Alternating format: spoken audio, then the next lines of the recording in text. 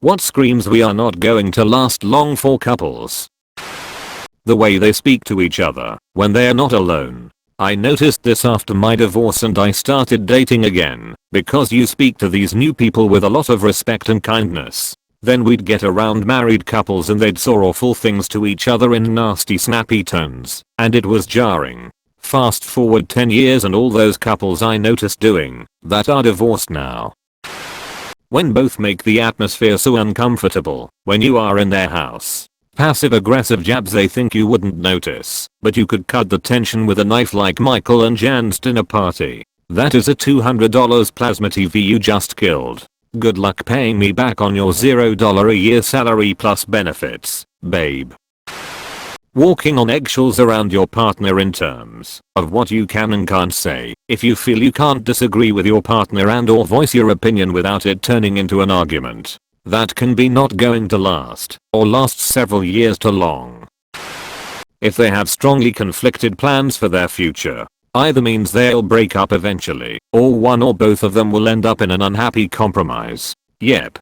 Do not get married if one of you wants kids and the other doesn't. It is a whole mess. I have an aunt and uncle who I love dearly. He wanted kids badly, and she did not. They almost divorced over it, but eventually worked through it. Traveled the world, had beautiful properties, the whole 9 yards. Now she is in her 60s, and every time she drinks she talks about how she should have had kids and my uncle gets this look on his face that is difficult to describe, but it's not good.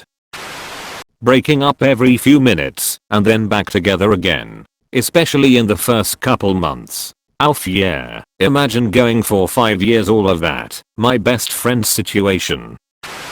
A recent personal experience I witnessed. The entire immediate family of one side of a wedding said it was a bad idea, and less than a month into the marriage one of them stayed at their mom's house for the night because they were fighting. Also they got engaged as a result of a failed breakup attempt. How on earth do you fuck you? Where are you? Hanging out with my cousins. Really? VC me RN. My friend had to do this all the time with his lady. They are split now, but every time he'd get to my place to just sit around and watch movies or whatever, he'd have to do a 360 video of where he was.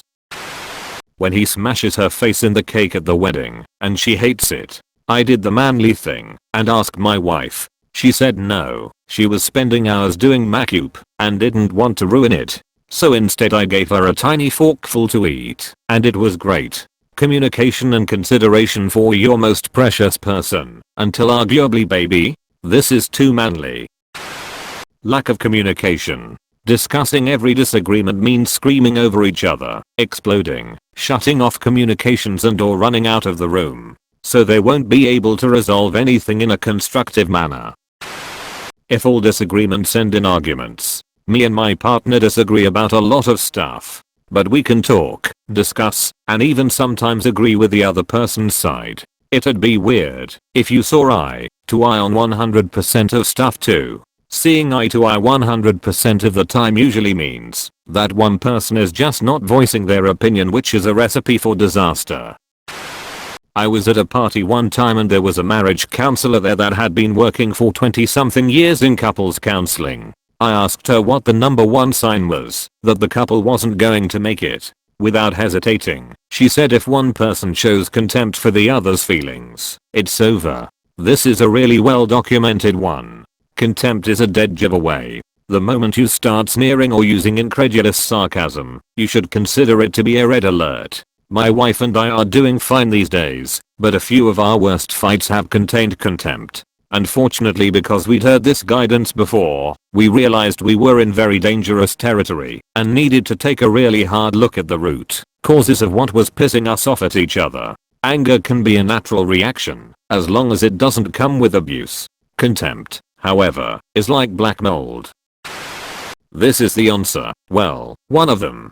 John Gottman calls contempt, defensiveness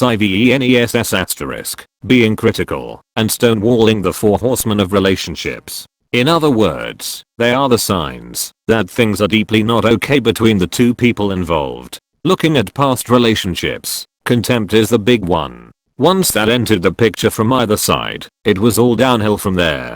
Do y'all have any good examples of this? People are just giving textbook definitions or awful analogies, and I'm genuinely curious.